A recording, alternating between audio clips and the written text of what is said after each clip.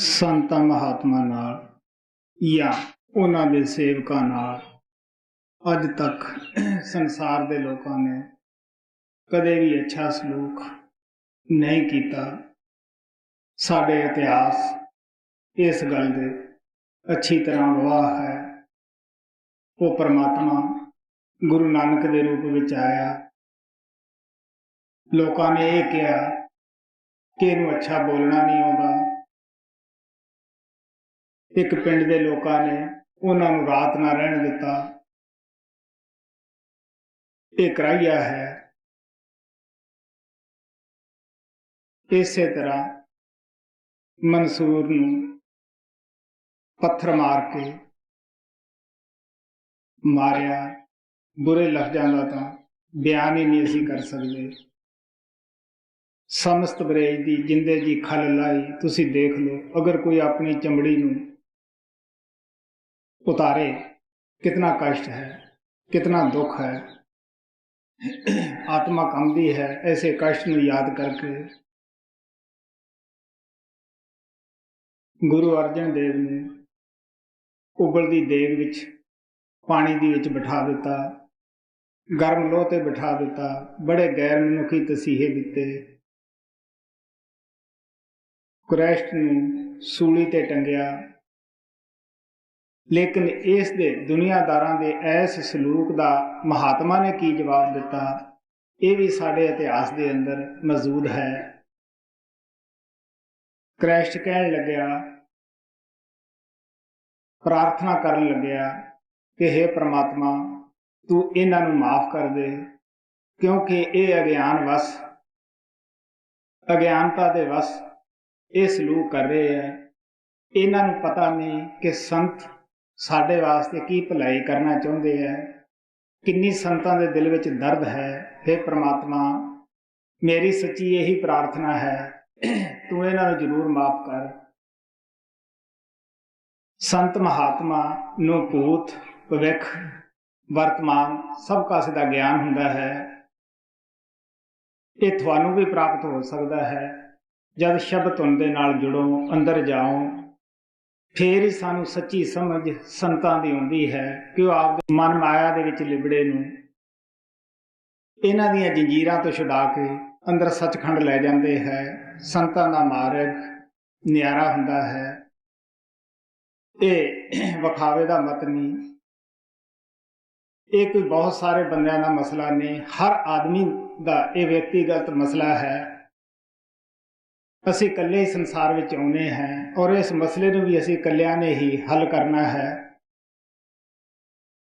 अगर असी ये कहिए कि बहुत सारे बंदे इकट्ठे होके असी इस मसले नूं हल कर लांगे, ऐसा नहीं हुंदागा। ये मसला साडा व्यक्तिगत है, खुद ही असी इस नूं हल करना है। संत महात्मा सानूं दसदे है सच्चा ज्ञान सानूं किसे धर्म ग्रंथ चों या धार्मिक पोथियां चों नहीं मिलदागा। वो इस सच्चे ज्ञान की चर्चा करदियां हन, महिमा करदियां हन। वो सच्चे ज्ञान के फायदे दसदियां हन कि उसका की फायदा है। सच्चा ज्ञान शब्द धुन है, शब्द का ज्ञान है, जिसनों कि असी अंदर जाके ही असी प्राप्त कर सकते हैं। उस धुन दे विचों ही सारी दुनिया पैदा हुई है। उस दे आसरे ही शब्द दे ये शरीर चल फिर रहा है। जब वो शब्द धुन शरीर चो उडारी मार जाती है, साडा शरीर कायम नहीं रह सकता गा, फौरन मौत हो जाती है। वो बड़ी एक जिस तरह फुल के अंदर वासना समाई है, इसे तरह साडे रोम रोम के अंदर समाई हुई ताकत है। वही सच्चा ज्ञान है। संत महात्मा उसे ही ज्ञान नूं संसार विच मुफ्त वंडण वास्ते आउंदे है। लेकिन ये बड़ी उच्ची कुर्बानी मंगदा है। तन मन धन की कुर्बानी करनी पैंदी है। असी इस महंगे माल नूं खरीदण वास्ते तैयार नहीं हुंदे गे कि इहदी बड़ी कीमत है। ये बड़ी एक सोच समझण की गल है। संत सतगुरु सेवक तो एक पाई की आस नहीं रखते गे, कौड़ी तक नहीं लेंदे गे। वो अपना गुजारा अपनी कमाई ना करते हैं, साध संगत की मुफ्त सेवा करते हैं। ਇਹ ਕਿਉਂ ਕਰਾਇਆ ਜਾਂਦਾ ਹੈ? ਇਸ ਸੇਵਕ ਦੇ ਫਾਇਦੇ ਵਾਸਤੇ, ਕਿਉਂਕਿ ਅਸੀਂ ਮਨ, ਮਾਇਆ, ਆਤਮਾ ਦੇ ਇੱਕ ਮਿਸ਼ਰਤ ਜੀਵ ਹੈ। ਸਾਡੀ ਦੇਹ ਹੈ। ਅਗਰ ਅਸੀਂ ਮਾਇਆ ਦੇ ਵਿੱਚੋਂ ਖਿਆਲ ਨੂੰ ਕੱਢ ਲੈਂਦੇ ਹਾਂ, ਆਪਣੇ ਆਪ ਹੀ ਦੁਨੀਆ ਦੇ ਭੋਗਾਂ ਦੇ ਵਿੱਚੋਂ ਸਾਡਾ ਖਿਆਲ ਨਿਕਲ ਜਾਂਦਾ ਹੈ ਔਰ ਤਨ ਸੰਪਤੀ ਹੀ ਇਸ ਦੇ ਅੰਦਰ ਵਾਧਾ ਡਾਲਦੀ ਹੈ। ਸੰਤ ਕਹਿੰਦੇ ਹੈ ਤੁਸੀਂ ਇਸ ਨੂੰ ਗੁਰੂ ਦਾ ਸਮਝ ਕੇ ਵਰਤ ਲਓ। ਸੰਤਾਂ ਦਾ ਇਹੀ ਮਤਲਬ ਹੈ ਕਿ ਇਸ ਦੇ ਵਿੱਚੋਂ ਮੋਹ ਸੇਵਕਾਂ ਦਾ ਨਿਕਲ ਆਵੇ। ਇਹੀ ਰੁਕਾਵਟ ਹੈ। ਉਹ ਕਹਿੰਦੇ ਤੁਸੀਂ ਸਭ ਕੁਝ ਗੁਰੂ ਦਾ ਸਮਝੋ, ਫਾਇਦਾ ਵੀ ਉਹਦਾ, ਨੁਕਸਾਨ ਵੀ ਉਹਦਾ। ਤੁਸੀਂ ਗੁਰੂ ਦੇ ਇੱਕ ਪ੍ਰਤੀਨਿਧ ਬਣ ਕੇ, ਕਰਿੰਦੇ ਬਣ ਕੇ ਕੰਮ ਕਰੋ। ਅਗਰ ਸਾਡੀ ਇਹ ਸਮਝ ਦੇ ਵਿੱਚ ਆ ਜਾਵੇ ਕਿ ਸਭ ਕੁਝ ਗੁਰੂ ਦਾ ਹੈ, ਅਸੀਂ ਉਹਦੇ ਕਾਰਦਾਰ ਹਾਂ, ਉਹੀ ਘਾਟੇ ਵਾਧੇ ਦਾ ਮਾਲਕ ਹੈ, ਤਾਂ ਪਿਆਰੇ ਕੋਈ ਘਾਟਾ ਨਹੀਂ ਆਉਂਦਾਗਾ। ਫਾਇਦੇ ਹੀ ਫਾਇਦੇ ਹੁੰਦੇ ਹੈ, ਲੇਕਿਨ ਇਹ ਕਰਨਾ ਬੜਾ ਔਖਾ ਹੈ। ਇਹ ਕਿਸ ਤਰ੍ਹਾਂ ਅਸੀਂ ਕਰ ਸਕਦੇ ਹਾਂ? ਮਹਾਤਮਾ ਸਾਨੂੰ ਬੜੇ ਪਿਆਰ ਨਾਲ ਸਮਝਾਉਂਦੇ ਹੈ ਕਿ ਕਿਸ ਤਰ੍ਹਾਂ ਅਸੀਂ ਅੰਦਰ ਜਾ ਸਕਦੇ ਹਾਂ। ਵਾਰ-ਵਾਰ ਦੁਨੀਆ ਦਾ ਸਿਮਰਨ ਹੀ ਸਾਨੂੰ ਇਸ ਸੰਸਾਰ ਦੇ ਵਿੱਚ ਖਿੱਚ ਕੇ ਲਿਆਉਂਦਾ ਹੈ। ਕੋਈ ਐਸਾ ਆਦਮੀ ਨਹੀਂ ਜਿਹਦੀਆਂ ਮਰਨ ਵੇਲੇ ਸਾਰੀਆਂ ਜ਼ਰੂਰਤਾਂ ਪੂਰੀਆਂ ਹੋ ਜਾਣ। ਕਿਸੇ ਦੀਆਂ 10 ਪੂਰੀਆਂ ਹੋਈਆਂ, 10 ਅਧੂਰੀਆਂ ਰਹਿ ਗਈਆਂ। ਮਰਨ ਵੇਲੇ ਜਿਹੜੀਆਂ ਅਧੂਰੀਆਂ ਤ੍ਰਿਸ਼ਨਾ ਹੈ ਉਹਨਾਂ ਨੂੰ ਹੀ ਅਸੀਂ ਯਾਦ ਕਰਦੇ ਹਾਂ। ਕਹਾਵਤ ਹੈ, ਯਹਾਂ ਆਸਾ ਤਹਾਂ ਵਾਸਾ, ਆਖਰੀ ਵਕਤ ਜਿੱਧਰ ਖਿਆਲ ਹੈ ਅਸੀਂ ਉੱਥੇ ਜਾ ਕੇ ਜਨਮ ਲੈ ਲੈਂਦੇ ਹਾਂ। ਗੁਰੂ ਗ੍ਰੰਥ ਸਾਹਿਬ ਦੇ ਵਿੱਚ ਆਉਂਦਾ ਹੈ, ਅੰਤ ਸਮੇਂ ਜੋ ਮੰਦਰ ਸਿਮਰੈ ਐਸੀ ਚਿੰਤਾ ਮੈਂ ਜੇ ਮਰੈ, ਪ੍ਰੇਤ ਜੋਨ ਬਲ ਬਲ ਉਤਰੈ। ਮੰਦਰਾਂ ਦਾ ਖਿਆਲ ਹੈ, ਮਕਾਨਾਂ ਦਾ ਖਿਆਲ ਹੈ, ਭੂਤ ਪ੍ਰੇਤ ਬਣ ਕੇ ਆ ਜਾਵਾਂਗੇ, ਉਹਨਾਂ ਮਕਾਨਾਂ ਵਿੱਚ ਰਹਿਣਾ ਸ਼ੁਰੂ ਕਰ ਦਿਆਂਗੇ। ਅੰਤ ਸਮੇਂ ਜੋ ਮਾਇਆ ਸਿਮਰੈ, ਸਰਪ ਜੋਨ ਬਲ ਬਲ ਉਤਰੈ। ਸਰਪ ਦੀ ਜੂਨ ਮਿਲਦੀ ਹੈ ਮਾਇਆ ਦੇ ਪੁਜਾਰੀ ਨੂੰ। ਉਹ ਉੱਥੇ ਕੁੰਡਲੀ ਮਾਰ ਕੇ ਬੈਠ ਜਾਂਦਾ ਹੈ, ਨਾ ਖੁਦ ਉਸ ਨੂੰ ਵਰਤੇ ਨਾ ਵਰਤਣ ਦੇਵੇ। ਅੰਤ ਸਮੇਂ ਜੋ ਲਟਕੇ ਸਿਮਰੈ, ਅਗਰ ਬੇਟੇ ਬੇਟੀਆਂ ਦੀ ਚਿੰਤਾ ਹੈ ਖਿਆਲ ਉਹੀ ਆਏਗਾ, ਹੋਰ ਪਾਸੇ ਖਿਆਲ ਨਹੀਂ ਜਾਂਦਾਗਾ। ਮੈਂ ਆਪਣੇ ਖਾਸ ਦੋਸਤ ਦੀ ਗੱਲ ਦੱਸਦਾ ਹੁੰਦਾ। ਉਹਨੇ ਥੋੜਾ ਜਿਹਾ ਅਦਰਕ ਪੀ ਲਿਆ, ਗਰਮੀ ਆਈ। ਵੈਸੇ ਉਹ ਇਹ ਵੀ ਦਮ ਭਰਦਾ ਹੈ ਕਿ ਮੈਂ ਤੁਹਾਡਾ ਸੱਚਾ ਸੇਵਕ ਹਾਂ, ਲੇਕਿਨ ਅਫਸੋਸ ਨਾਲ ਕਹਿਣਾ ਪੈਂਦਾ ਹੈ ਕਿ ਮਾਮੂਲੀ ਜੀ ਗਰਮੀ ਆਈ, ਕਹਿਣ ਲੱਗਿਆ ਸੱਦੋ ਮੁੰਡਿਆਂ ਨੂੰ। ਹੁਣ ਤੁਸੀਂ ਸੋਚ ਕੇ ਦੇਖ ਸਕਦੇ ਹੋ ਐਸੇ ਜੀਵ ਦਾ ਸੰਤ ਕੀ ਕਰਨ, ਕਿਸ ਤਰ੍ਹਾਂ ਸੰਤ ਕੱਢਣਗੇ। ਕਹਿੰਦੇ ਐਸੇ ਬੰਦੇ ਨੂੰ ਕੈਸੀ ਜੂਨ ਮਿਲਦੀ ਹੈ, ਅੰਤ ਸਮੇਂ ਜੋ ਲਟਕੇ ਸਿਮਰੈ ਐਸੀ ਚਿੰਤਾ ਮੈਂ ਜੇ ਮਰੈ, ਸੂਕਰ ਜੂਨ ਬਲ ਬਲ ਉਤਰੈ। ਉਹ ਵਾਰੀ ਵਾਰੀ ਸੂਰੀ ਦੀ ਜੂਨ ਵਿੱਚ ਜਾਂਦਾ ਹੈ, ਕਿਉਂਕਿ ਉੱਥੇ ਬੱਚੇ ਜ਼ਿਆਦਾ ਹੋ ਜਾਂਦੇ ਹੈ। ਅੱਛੀ ਤਰ੍ਹਾਂ ਉਹ ਖੁਆਇਸ਼ ਪੂਰੀ ਕਰ ਸਕਦਾ ਹੈ, ਉਹਨਾਂ ਨਾਲ ਪਿਆਰ ਕਰ ਸਕਦਾ ਹੈ ਜਿੰਨਾ ਚਾਹਵੇ। तो भगत लोचन कहने लगे, अंत समय नारायण सिमरै, ऐसी चिंता में जे मरै। अगर अंत समय साडा ख्याल नाम की तरफ आ जाए, शब्द की तरफ आ जाए, गुरु की तरफ आ जाए, तो कहन लगे वो परमात्मा दे विच जा मिलता है। पीतंबर ताके हृदय वसै, उत्थे मालिक प्रगट हो जाता है। दो अर्थी गल है, जिन्हों याद करोगे ਉਹੀ ਤੁਹਾਡੇ ਕੋਲੇ ਆ ਜਾਏਗਾ। तो संत कहते हैं क्यों ना इन्हां चीज़ां चों ख्याल नूं कढ के महात्मा साडे ख्याल नूं सिमरन दे नाल जोड़दे है, क्योंकि सिमरन नूं सिमरन कटदा है। दुनिया दे सिमरन दे थां महात्मा दा सिमरन ले लैंदा है। महात्मा सानूं कोई किताबी पुस्तकां चों पढ़ के सिमरन नहीं दिंदेगे, वो अपना कमाया होया दिंदे है, उन्हां दे पिछे उन्हां दा तप त्याग कम करदा है, चार्जिंग कम करदी है। और ध्यान दे थां असीं जिहनूं याद करदे हैं उहदा ध्यान अपने आप ही बनना शुरू हो जाता है, कोई जरूरत ही नहीं पैंदी गी। साडे सतगुरु महाराज जी कदे नहीं ये कहिंदे सी भी तुसीं ध्यान करो। उन्हां नूं पता सी खुदा वो है जिहड़ा खुद आ जाए, जिन्हों याद करिए वो जरूर कोले आउंदा है। इस वास्ते कित्थे जावांगे, महाराज सावण कहंदे हुंदे सीगे, अगर होर नहीं कुछ कर सकते तो संतां नाल प्यार कर लो, क्योंकि संत प्यार की मूर्त हुंदे है। महात्मा नूं साडे प्यार की जरूरत नहीं हुंदी गी, क्योंकि वो तो आप अपने प्यारे के प्यार विच मस्त हुंदे है। लेकिन इस सेवक के फायदे वास्ते याद कराया जाता है। जिस तरह एक बूंद है वो भी पानी है, जब वो लहर के नाल मिल जाती है, लहर भी पानी हुंदा है। लहर कित्थे जा वड़दी है, समुद्र की तह च उठदी है, उसे विच ही वापस चली जाती है। वो पानी विच पानी पै के ना बूंद अलग रही ना लहर अलग रही, वो समुद्री कहूंदी है। साडी आत्मा बूंद है, शब्द लहर है, सतगुरु वो लहर बन के आउंदा है। जिहड़ी चीज़ असीं लहर दे सपुरद कर देंगे वो समुद्र की तह च लैके बैठ जाती है। महात्मा आपदे नाम का बेड़ा लिआउंदे आ इस संसार दे विच, सदा ही वो आउंदे है, सदा ही लैके आउंदे है। और जिहड़ा असीं आत्मा उन्हां दे हवाले कर दिंदे हैं, उन्हां दे नाम दे बेड़े विच बैठ जाते हैं, वो जिम्मेवार है सानू लहरां तो बचा के ले जाण दा, क्योंकि वो वाकबकार हुंदा है। इस वास्ते महात्मा का जो रस्ता हुंदा है ये न्यारा हुंदा है, ये शब्द का रस्ता है, नाम का रस्ता है। महात्मा किसी भी समाज की निंदिया नहीं करदेगे, बुरा नहीं कहिंदेगे, वो सबनों नाल प्यार करते हैं। जिन्ना प्यार उन्होंने आपदे सत्संगियां नाल है उन्ना ही दूसरियां नाल है। जिस इलाके विच जिस मुल्क विच वो पैदा हो, जिन्ना उस मुल्क नाल उन्हां दा प्यार है उतना दूसरे नाल भी उन्हां दा प्यार हुंदा है।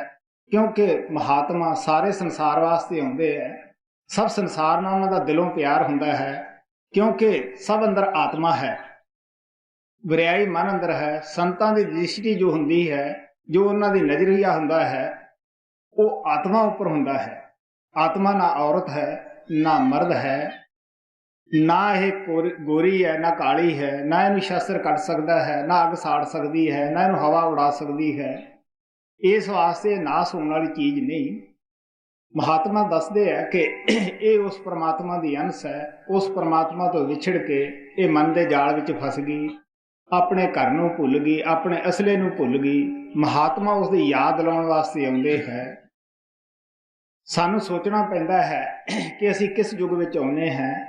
सतयुग, त्रेता, द्वापर, एक युग दूसरे पिछे चक्कर लाउंदा है।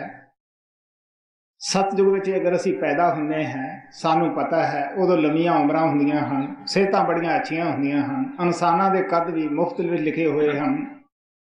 त्रेते दे अंदर भी काफ़ी लंबी उम्र लिखी हुई है। द्वापर दे अंदर भी, अज कलयुग है, कलयुग दे विच औसतन बड़ी तो बड़ी 100 साल की है, लेकिन आम तौर के उत्ते छोटी उम्र च ही लोग चले जाते हैं।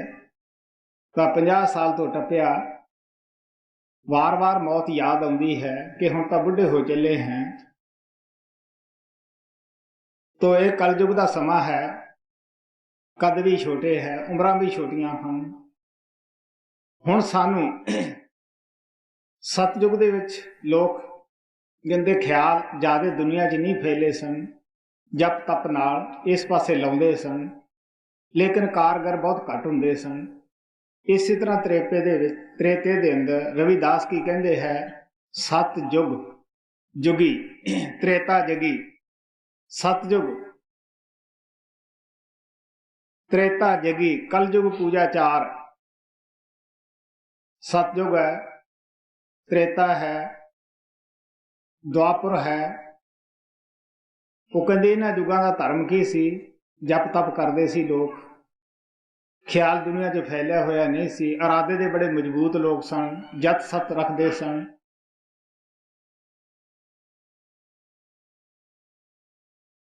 तो कल केवल नाम उधार। रविदास कहन लगे कल युग के अंदर मुक्ति नाम विच रखी है,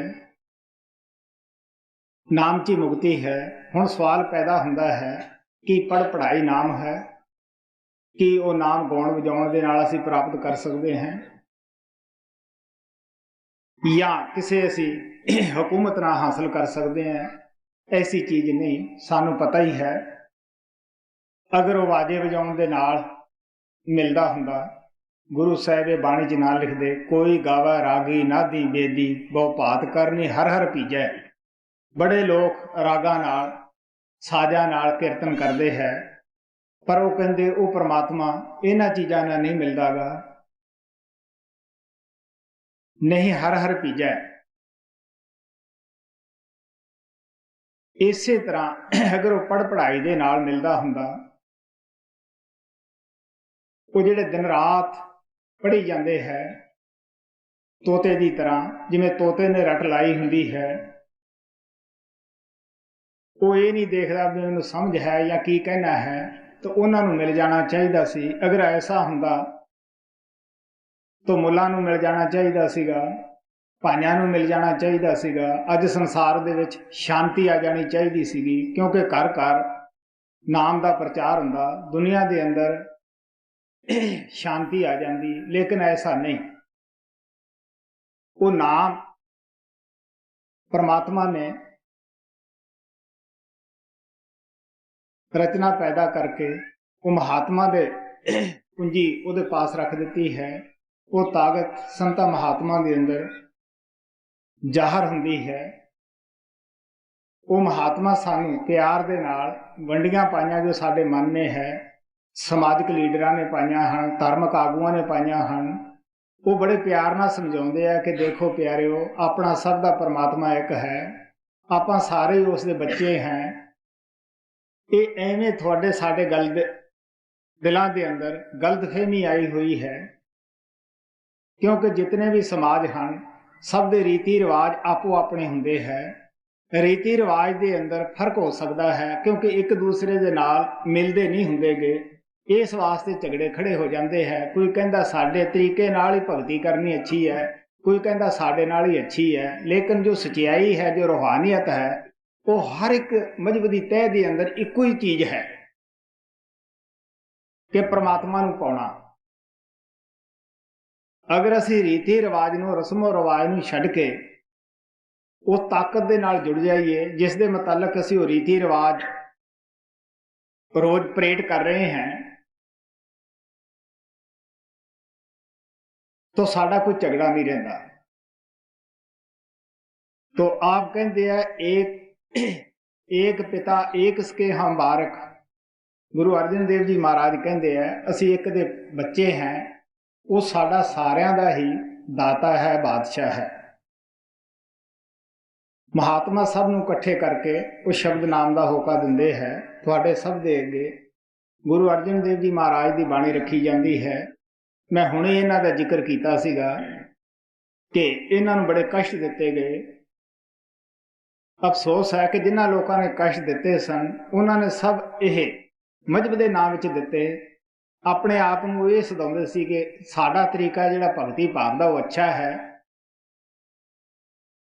गुरु अर्जन देव की हिस्ट्री तो सानू पता लगता है कि इन्हां दा सका भाई ही जो पिरथी चंद सी, जिस दे अंदर बड़ी हीरखा पैदा हुई, जिसनों कोई जायदाद की बड़ी भुख सी। वो चाहता सी कि मैनू मिल जाए।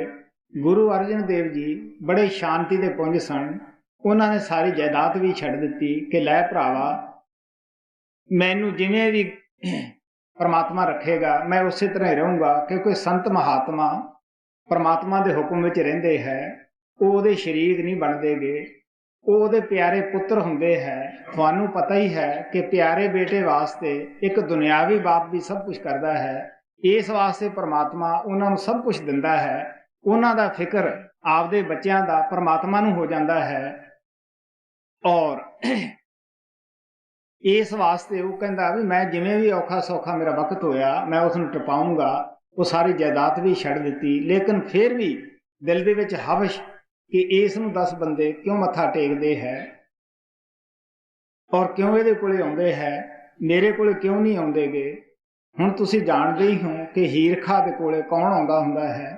ਪਿਆਰ ਦੇ ਪਾਸ ਹੀ ਸਾਰੀ ਦੁਨੀਆ ਜਾਂਦੀ ਹੈ। ਪਿਆਰ ਆਪਣੇ ਆਪ ਹੀ ਖਿੱਚ ਲੈਂਦਾ ਹੈ। ਪਿਆਰ ਕਿਸੇ ਦਾ ਮੁਹਤਾਜ ਨਹੀਂ ਹੁੰਦਾ ਗਾ, ਪਿਆਰ ਮੰਗਤਾ ਨਹੀਂ ਹੁੰਦਾ ਗਾ, ਪਿਆਰ ਦੇਣ ਜਾਣਦਾ ਹੁੰਦਾ ਹੈ।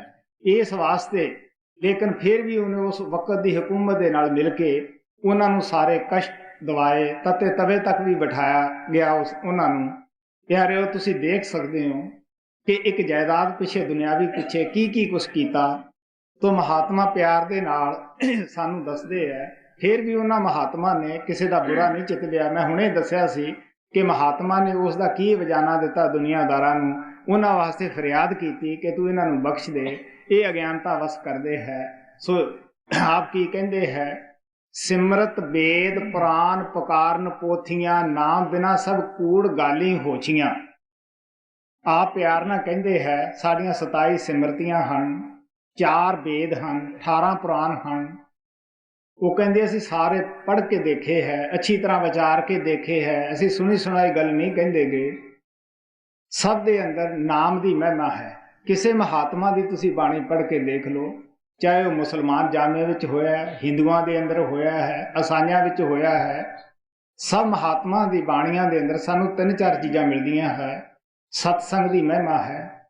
ਮਹਾਤਮਾ ਨੇ ਸਤਸੰਗ ਤੇ ਬੜਾ ਜ਼ੋਰ ਦਿੱਤਾ ਹੈ, ਕਿਉਂਕਿ ਜੈਸੀ ਸੰਗਤ ਵੈਸੀ ਰੰਗਤ। ਅਗਰ ਅਸੀਂ ਚੋਰਾਂ ਡਾਕੂਆਂ ਦੀ, ਸ਼ਰਾਬੀਆਂ ਕਬਾਬੀਆਂ ਦੀ ਸੰਗਤ ਵਿੱਚ ਬੈਠਾਂਗੇ, ਸਾਡੇ ਅੰਦਰ ਵੀ ਸ਼ਰਾਬ ਪੀਣ ਦੀ ਆਦਤ ਪੈ ਜਾਏਗੀ, ਚੋਰੀ ਕਰਨ ਦੀ ਆਦਤ ਪੈ ਜਾਏਗੀ। ਜੈਸੀ ਸੰਗਤ ਦੇ ਵਿੱਚ ਅਸੀਂ ਜਾਵਾਂਗੇ ਵੈਸਾ ਅਸਰ ਸਾਡੇ ਤੇ ਜ਼ਰੂਰ ਹੋਏਗਾ। ਅਗਰ ਅਸੀਂ ਮਹਾਤਮਾ ਦੀ ਸੰਗਤ ਸੋਭਤ ਦੇ ਵਿੱਚ ਜਾਂਦੇ ਹਾਂ, ਸਾਡੇ ਅੰਦਰ ਵੀ ਭੁੱਲੜ ਮਨ ਨੂੰ ਕਿਸੇ ਵੇਲੇ ਮੋੜਾ ਪਾਉਣ ਦਾ ਮੌਕਾ ਮਿਲ ਜਾਂਦਾ ਹੈ, ਕਿਉਂਕਿ ਪਤਾ ਨਹੀਂ ਮਹਾਤਮਾ ਦੇ ਕਿਸ ਲਫ਼ਜ਼ ਨੇ ਸਾਡੀ ਜ਼ਿੰਦਗੀ ਪਲਟ ਕੇ ਰੱਖ ਦੇਣੀ ਹੈ। ਇਸ ਵਾਸਤੇ ਮਹਾਤਮਾ ਨੇ ਸਤਸੰਗ ਦੀ ਮਹਿਮਾ ਬੜੀ ਗਾਈ ਹੈ। ਪਲਟੂ ਸਾਹਿਬ ਨੇ ਤਾਂ ਇਤਨੀ ਮਹਿਮਾ ਸਤਸੰਗ ਦੀ ਗਾਈ ਹੈ ਕਿ ਤੁਸੀਂ ਦਿਨੇ ਵੀ, ਰਾਤ ਨੂੰ, ਜਦ ਵੀ ਤੁਹਾਨੂੰ ਮੌਕਾ ਮਿਲਦਾ ਹੈ, ਸਤਸੰਗ ਨਾ ਛੱਡੋ, ਹਰ ਕੀਮਤ ਤੇ ਕਰੋ। ਸਾਡੇ ਸਤਿਗੁਰੂ ਮਹਾਰਾਜ ਕਹਿੰਦੇ ਹੁੰਦੇ ਸੀਗੇ ਕਿ ਤੁਸੀਂ ਇਉਂ ਕਰੋ, 100 ਕੰਮ ਛੱਡ ਕੇ ਸਤਸੰਗ ਵਿੱਚ ਜਾਓ, 1000 ਕੰਮ ਛੱਡ ਕੇ ਤੁਸੀਂ ਭਜਨ ਅਭਿਆਸ ਦੇ ਅੰਦਰ ਬੈਠ ਜਾਓ। ਉਹ ਤਾਂ ਇਹ ਵੀ ਕਹਿੰਦੇ ਹੁੰਦੇ ਸੀਗੇ ਵੀ ਤੁਸੀਂ ਉਹਨਾਂ ਚਿਰ ਤਨ ਨੂੰ ਖੁਰਾਕ ਨਾ ਦਿਓ ਜਿੰਨਾ ਚਿਰ ਆਤਮਾ ਨੂੰ ਖੁਰਾਕ ਨਾ ਦਿਓ, ਕਿਉਂਕਿ ਸਾਡੀ ਆਤਮਾ ਨੂੰ ਵੀ ਤਨ ਨਾਲੋਂ ਵੱਧ ਜ਼ਰੂਰਤ ਹੁੰਦੀ ਹੈ। ਇਹ ਜਨਮਾਂ ਜਨਮਾਤਰਾਂ ਦੀ ਭੁੱਖੀ ਹੈ। ਅੱਜ ਮਾਮੂਲੀ ਜਿਹਾ ਕਸ਼ਟ ਆਉਂਦਾ ਹੈ, ਅਸੀਂ ਕਿਵੇਂ ਚਲਾਨੇ ਹੈ, ਰੋਨੇ ਹੈ। ਉਹਦੀ ਵਜ੍ਹਾ ਕੀ ਹੈ ਕਿ ਸਾਡੇ ਅੰਦਰ ਆਤਮ ਵਿਸ਼ਵਾਸ ਨਹੀਂ ਗਾ।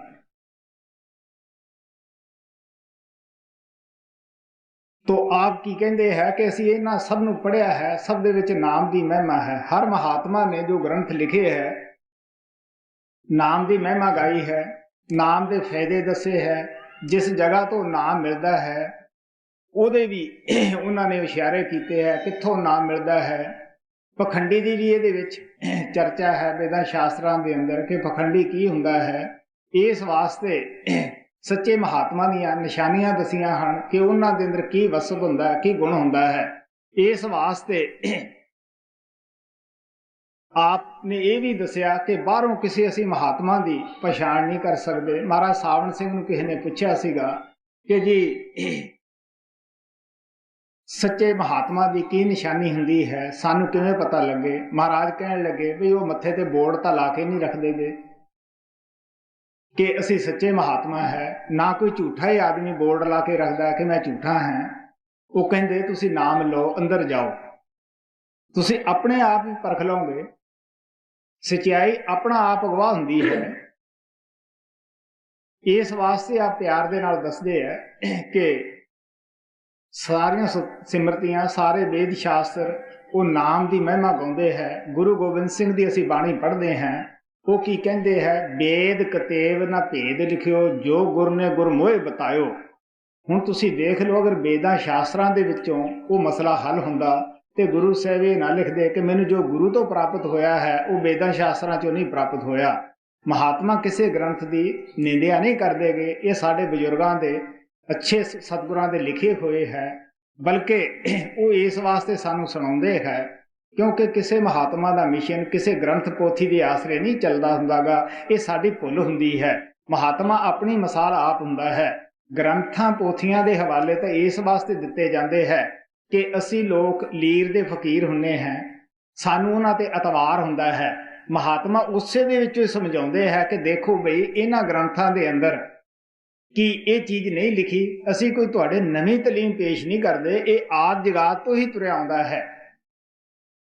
ਇਸ ਵਾਸਤੇ ਮਹਾਤਮਾ ਸਾਨੂੰ ਪਿਆਰ ਨਾਲ ਦੱਸਦੇ ਹੈ ਕਿ ਜਦ ਮਹਾਤਮਾ ਆਉਂਦੇ ਹੈ ਉਹ ਤਾਂ ਸਾਰੇ ਸੰਸਾਰ ਨੂੰ ਹੋਕਾ ਦਿੰਦੇ ਹੈ ਕਿ ਆਓ ਸਾਡੇ ਨਾਲ ਚੱਲੋ, ਅੱਖਾਂ ਨਾਲ ਦੇਖੋ ਤੁਸੀਂ ਕਿ ਤੁਹਾਡਾ ਕਿਉਂ ਜਨਮ ਹੋਇਆ, ਇਹ ਦੁਨੀਆ ਤੋਂ ਪਹਿਲਾਂ ਕਿੱਥੇ ਸੋ, ਗਾਹਾਂ ਹੁਣ ਕਿੱਥੇ ਜਾਣਾ ਹੈ। ਗੁਰੂ ਨਾਨਕ ਨੇ ਵੀ ਕਿਹਾ ਜਿੱਥੇ ਮਰ ਕੇ ਜਾਣਾ ਹੈ ਤੁਸੀਂ ਜਿੰਦੇ ਜੀ ਉਸ ਮਸਲੇ ਨੂੰ ਹੱਲ ਕਰ ਸਕਦੇ ਹੋ।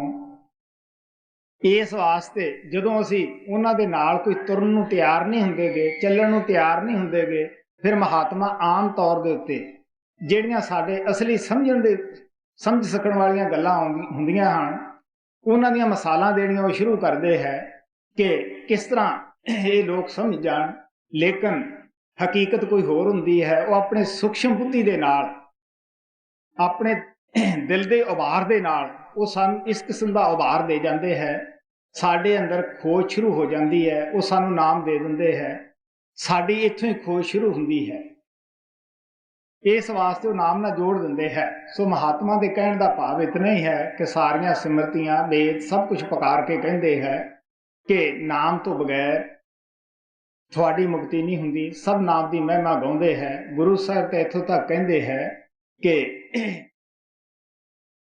ਪਾਠ ਪੜ੍ਹਿਓ ਅਰ ਵੇਦ ਵਿਚਾਰਿਓ, ਨਿਵਲ ਭੁਯੰਗਮ ਸਾਧੇ, ਪੰਚ ਜਨਾ ਸੋ ਸੰਗ ਨ ਛੁਟਕੇ, ਅਦਕ ਐ ਬੁੱਧ ਵਾਧੇ, ਪਿਆਰੇ ਇਨ ਵਿਦ ਮਿਲਨ ਨ ਜਾਈ, ਮੈਂ ਕੀਏ ਕਰਾਂ ਅਨੇਕਾਂ। ਗੁਰੂ ਅਰਜਨ ਦੇਵ ਜੀ ਮਹਾਰਾਜ ਕਹਿੰਦੇ ਅਸੀਂ ਵੇਦਾਂ ਨੂੰ ਅੱਛੀ ਤਰ੍ਹਾਂ ਪੜ੍ਹਿਆ, ਬੜੇ ਪਾਠ ਕੀਤੇ, ਸਭ ਕੁਝ ਹੀ ਕੀਤਾ, ਥੱਕ ਗਏ ਸਭ ਕੁਝ ਕਰਕੇ, ਫਿਰ ਕਿੱਥੇ ਆਏ? ਗੁਰੂ ਦੇ ਦਵਾਰ ਦੇ ਉੱਤੇ ਆਏ। ਉਹਨਾਂ ਨੇ ਸਾਨੂੰ ਦਇਆ ਕੀਤੀ, ਮਿਹਰ ਕੀਤੀ, ਵਿਵੇਕ ਬੁੱਧੀ ਦਿੱਤੀ। ਵਿਵੇਕ ਬੁੱਧੀ ਉਹ ਹੁੰਦੀ ਹੈ ਜਿਹੜੀ ਸੱਚ ਔਰ ਝੂਠ ਦਾ ਨਿਰਣਾ ਕਰ ਲੇ। ਪਤਾ ਲੱਗ ਜਾਂਦਾ ਹੈ ਕਿ ਸਾਡਾ ਕਿਹੜਾ ਰਸਤਾ ਹੈ, ਕਿਹੜਾ ਛੱਡਣਾ, ਕਿਹੜਾ ਚੁਣਨਾ ਹੈ। ਪੜ੍ਹਾਈ ਦੇ ਨਾਲ ਨਾ ਕਾਮ ਘਟੇ, ਨਾ ਕ੍ਰੋਧ ਘਟੇ, ਨਾ ਲੋਭ, ਨਾ ਹੰਕਾਰ ਘਟੇ। ਤੁਸੀਂ ਦੇਖ ਲਓ, ਅਗਰ ਕਾਮ ਤੋਂ ਛੁਟਕਾਰਾ ਹੁੰਦਾ, ਹੰਕਾਰ ਤੋਂ ਛੁਟਕਾਰਾ ਹੁੰਦਾ, ਕ੍ਰੋਧ ਤੋਂ ਛੁਟਕਾਰਾ ਹੁੰਦਾ, ਰਾਵਣ ਉਸ ਯੁੱਗ ਦਾ ਸਭ ਤੋਂ ਅੱਛਾ ਪੰਡਤ ਸੀ। ਹਾਲ ਤੱਕ ਵੀ ਉਹਦੇ ਵੇਦ ਭਾਸ਼ਾ ਤੇ ਜੋ ਟੀਕੇ ਸਨ ਉਹ ਕੋਈ ਸੁਣਾ ਨਹੀਂ ਸਕਿਆ, ਕਰ ਨਹੀਂ ਸਕਿਆ। ਮੈਨੂੰ ਅੱਛੀ ਤਰ੍ਹਾਂ ਉਹਨਾਂ ਦੇ ਬਾਬਾ ਬਿਸ਼ਨ ਦਾਸ ਨੇ ਸੁਣਾਏ ਹੈ, ਕਿਉਂਕਿ ਬਾਬਾ ਬਿਸ਼ਨ ਦਾਸ ਵੱਧ ਤੋਂ ਵੱਧ ਤਲੀਮ ਯਾਫਤਾ ਮਹਾਤਮਾ ਸਨ। ਔਰ ਲੇਕਿਨ ਕੀ ਸੀ, ਮਨ ਨੂੰ ਸ਼ਾਂਤੀ ਨਹੀਂ ਸੀ। ਮਾਮੂਲੀ ਜੀ ਗੱਲ ਹੋਈ, ਉਸ ਤੋਂ ਕਿੰਨਾ ਦਿਲ ਨੇ ਉਹ ਪੱਧਰ ਮਚਾਇਆ। ਦਿਲ 'ਚ ਹੰਕਾਰ ਸੀ, ਕਿਉਂਕਿ ਬਹੁਤ ਸਾਰੇ ਰਾਜੇ ਉਸਨੇ ਜਿੱਤ ਲਏ ਸੀ, ਦੁਨੀਆ ਦਾ ਸੋਨਾ ਚਾਂਦੀ ਉਸਨੇ ਇਕੱਠਾ ਕਰ ਲਿਆ ਸੀਗਾ। ਰਾਮਾਇਣ ਦੇ ਵਿੱਚ ਆਉਂਦਾ ਹੈ ਕਿ ਉਹਨਾਂ ਦੀਆਂ 18 ਉਟਾਰੀਆਂ ਸਨ ਸੋਨੇ ਦੀਆਂ। ਤੋ ਇਸ ਵਾਸਤੇ ਤੁਸੀਂ ਦੇਖ ਸਕਦੇ ਹੋ ਹੰਕਾਰ ਸੀਗਾ, ਮੇਰੇ ਅੱਗੇ ਕੌਣ ਹੈ। ਉਹ ਹੰਕਾਰ ਵਸ ਆ ਕੇ ਰਾਮ ਦੇ ਨਾਲ ਯੁੱਧ ਛੇੜ ਲਿਆ। ਉਹਨਾਂ ਦੀ ਧਰਮ ਪਤਨੀ ਨੂੰ ਉਠਾ ਕੇ ਲੈ ਗਿਆ। ਉਦੋਂ ਗਿਆਨ ਜਿਹੜਾ ਸੀਗਾ ਸਾਰਾ ਕਿਤਾਬੀ ਖਤਮ ਹੋ ਗਿਆ। ਇਸ ਵਾਸਤੇ ਮਹਾਤਮਾ ਸਾਨੂੰ ਦੱਸਦੇ ਹੈ ਕਿ ਉਹਦੇ ਮਨ ਨੂੰ ਸ਼ਾਂਤੀ ਨਹੀਂ ਸੀ। ਉਸ ਕਰਮ ਦੀ ਖਾਤਰ ਹੀ ਉੱਤਰੀ ਭਾਰਤ ਦੇ ਅੰਦਰ ਹਰ ਸਾਲ ਲੋਕ ਉਹਦੀ ਨਕਲ ਬਣਾ ਕੇ ਸਾੜਦੇ ਹੈ। ਇਦੋਂ ਵੱਧ ਉਹਨੂੰ ਕੀ ਸਜ਼ਾ ਹੋ ਸਕਦੀ ਹੈ? ਕਦ ਦਾ ਹੋ ਗਿਆ ਹੈ, ਲਾਹਣਤਾਂ ਅਜੇ ਵੀ ਦੁਨੀਆ ਦੀਆਂ ਉਹਦੇ ਸਿਰ ਵਿੱਚ ਪੈਂਦੀਆਂ ਹੈ। ਕੀ ਕਰਮ ਉਸਨੇ ਐਸਾ ਮਾੜਾ ਕੀਤਾ ਕਿ ਉਹਨਾਂ ਦੀ ਧਰਮ ਪਤਨੀ ਨੂੰ ਜਾ ਕੇ ਰਾਮਚੰਦਰ ਜੀ ਮਹਾਰਾਜ ਜੀ ਨੂੰ ਚੁਰਾ ਲਿਆ। ਅਗਰ ਉਹ ਅੰਦਰ ਜਾਂਦਾ ਹੁੰਦਾ ਉਹ ਉਸ ਨੂੰ ਮਾਫ ਕਰ ਸਕਦਾ ਸੀ, ਅਗਰ ਕੋਈ ਕਸੂਰ ਵੀ ਹੁੰਦਾ। ਲੇਕਿਨ ਉਸ ਦਾ ਕੀ ਕਸੂਰ ਸੀਗਾ? ਸੋ ਤੁਲਸੀ ਸਾਹਿਬ ਕਹਿੰਦੇ ਹੈ ਕਿ ਕਾਮ ਕ੍ਰੋਧ ਲੋਭ ਮੋਹ ਹੰਕਾਰ ਦੀ ਜਬ ਲਗ ਘਟ में ਖਾਨ, ਕਿਹਾ ਪੰਡਤ ਕਿਆ ਮੂਰਖਾ ਦੋਨੋਂ ਇੱਕ ਸਮਾਨ। ਜਦ ਤੱਕ ਕਾਮ ਹੈ, ਕ੍ਰੋਧ ਹੈ, ਲੋਭ ਹੈ, ਮੋਹ ਹੰਕਾਰ, ਇਹ 5 ਡਾਕੂ ਹੈ ਜਿਹੜੇ ਸਾਰੇ ਸੰਸਾਰ ਨੂੰ ਬੰਦਰ ਦੀ ਤਰ੍ਹਾਂ ਨਚਾ ਰਹੇ ਹੈ। मैं दसदा हुंदा कि इन्हां दी जो स्थूल गंढ है ये साडे अखां दे पिछे है। काम बाहरों आके किसी नूं तंग नहीं करदा, अंदरों ही पैदा हुंदा है। ना क्रोध बाहरों आउंदा है, अंदरों ही पैदा हुंदा है। पागल की तरह बंदे नूं बढ़ा दिंदा है, होश नहीं रहन दिंदा गा। क्या पंडित क्या मूर्खा दोनों एक समान। तो कित्थे जाके जद असी फैले हुए ख्याल नूं इकट्ठा करके तीसरे तिल ते एकाग्र हो जाने हैं, अपने मन नूं असूल सूक्ष्म हो कढ़ के जद असी पिंडी मन दे विच जाके इहनूं रला दिंदे हैं, फिर आत्मा दे अंदरों प्रकाश पैदा हो जाता है। वो अपने पूरे जोबन विच प्रकाश विच चमकदी है, जिथे कि इन्हां दा पंजां डाकुआं दा नाम निशान तक नहीं हुंदा गा। सो महात्मा सानू प्यार दे नाल दसदे है कि ये दवाई वो सानू देण वास्ते आउंदे है, नाम दी महिमा गाउंदे है। सो आप प्यार नाल कहिंदे है कि इन्हां चीज़ां दी जिहड़ी असीं अच्छी तरह विचार के देखिया है, गौर नाल शब्द नूं सुणो।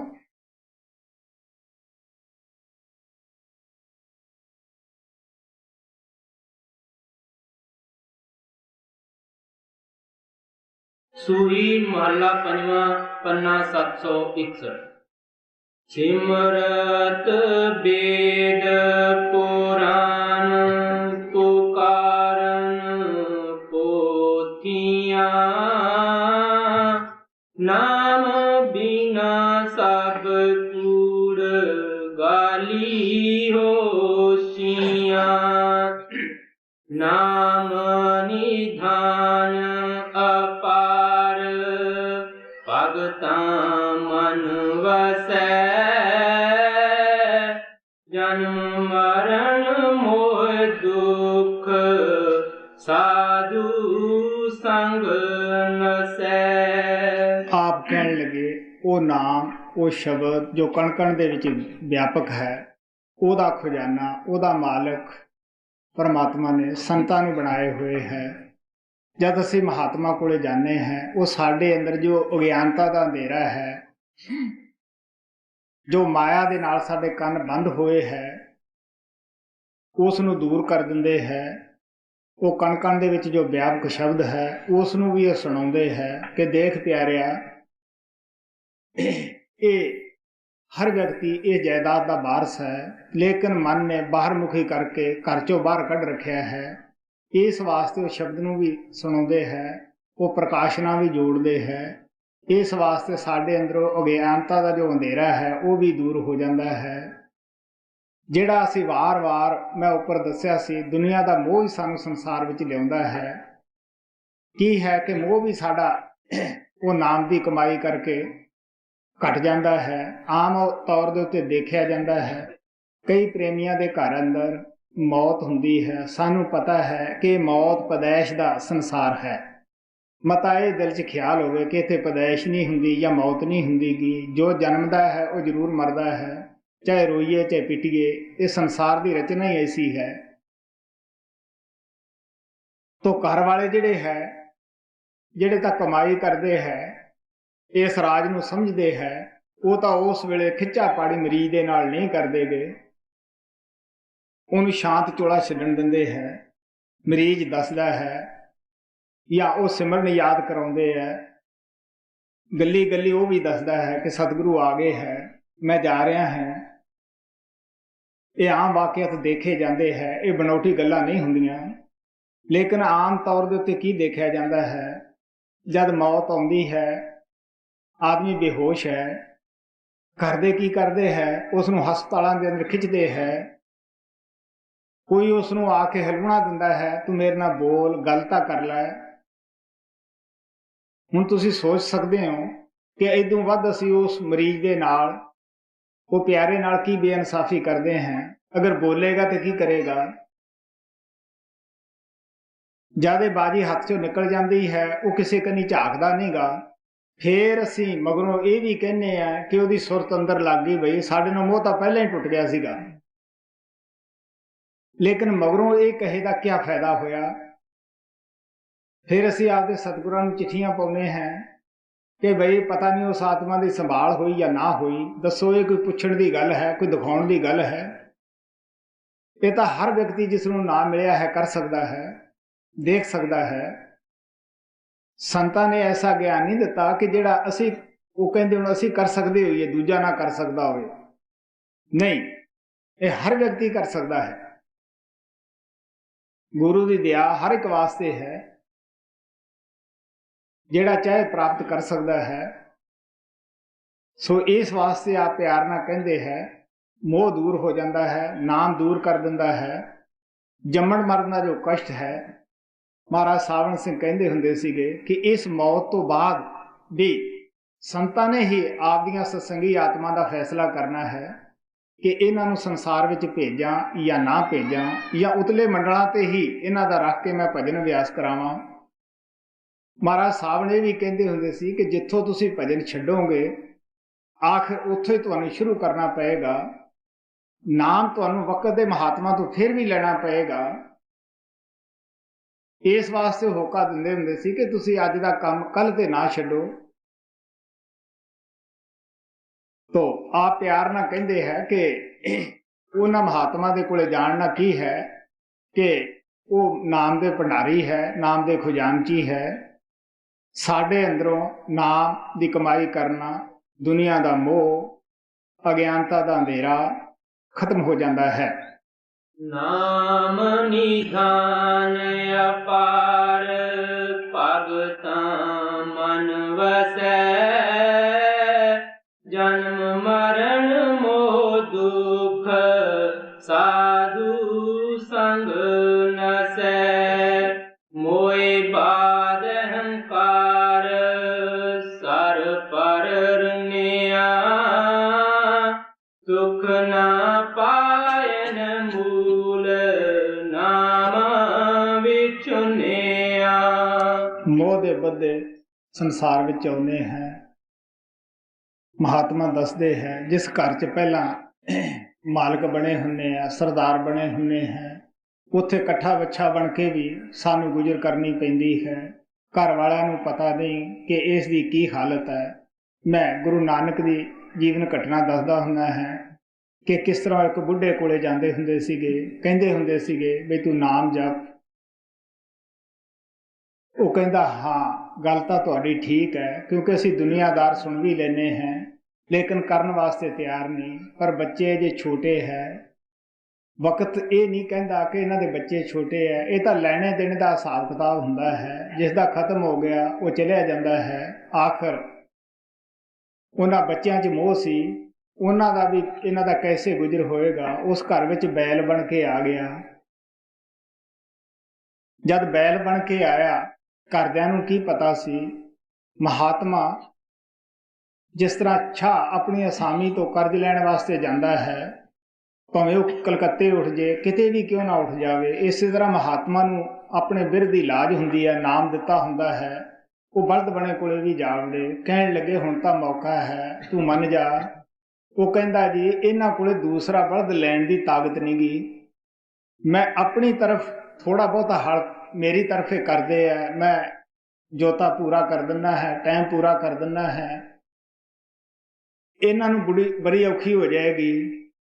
ਗੁਰੂ ਸਾਹਿਬ ਚਲੇ ਗਏ। ਆਖਰ ਫੇਰ ਪਿਆਰ ਦੇ ਬੱਝੇ ਆ ਗਏ। ਉਸ ਵਕਤ ਕੀ ਸੀ ਕਿ ਬੈਲ ਦੀ ਜੂਨ ਛੁੱਟ ਚੁੱਕਿਆ ਸੀਗਾ, ਕੁੱਤੇ ਦੀ ਜੂਨ ਵਿੱਚ ਉਹਨਾਂ ਦੇ ਘਰ ਦੀ ਰਾਖੀ ਕਰ ਰਿਹਾ ਸੀਗਾ। ਗੁਰੂ ਨਾਨਕ ਕਹਿਣ ਲੱਗੇ ਕਿਉਂ ਵੀ ਪਿਆਰਿਆ, ਹੁਣ ਤਾਂ ਤੂੰ ਮੰਨ ਜਾ, ਇਸ ਪਾਸੇ ਆ ਜਾ। ਕਹਿਣ ਲੱਗਾ ਜੀ ਜਿਹੜੇ ਮੇਰੇ ਲੜਕੇ ਆ, ਨੂੰਹਾਂ ਨਾ, ਇਹ ਤਾਂ ਜਿਉਂ ਸੌਂਦੇ ਆ ਘਰ ਦਾ ਖਿਆਲ ਹੀ ਨਹੀਂ ਰੱਖਦੇ ਗੇ। ਮੈਂ ਔਖਾ ਸੌਖਾ ਸਾਰੀ ਰਾਤ ਝਾਕਦਾ ਹੈ, ਬਿੰਡੇ ਦੀ ਤਰ੍ਹਾਂ ਟਿਆਂਕਦਾ ਰਹਿਣਾ ਹੈ, ਘਰ ਨੂੰ ਮੈਂ ਬਚਾਉਣਾ ਹੈ, ਇਹਨਾਂ ਨੂੰ ਤਾਂ ਲੋਕ ਲੁੱਟ ਕੇ ਲੈ ਜਾਣਗੇ, ਕਿਤੇ ਦੇਖੀ ਜਾਏਗੀ। ਉਹ ਫਿਰ ਚਲੇ ਗਏ।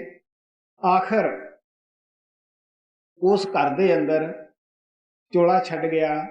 ਕੀ ਹੋਇਆ ਕਿ ਸੱਪ ਦੀ ਜੂਨ ਬਣ ਕੇ ਉੱਥੇ ਫੇਰ ਵੱਝਿਆ ਆ ਗਿਆ।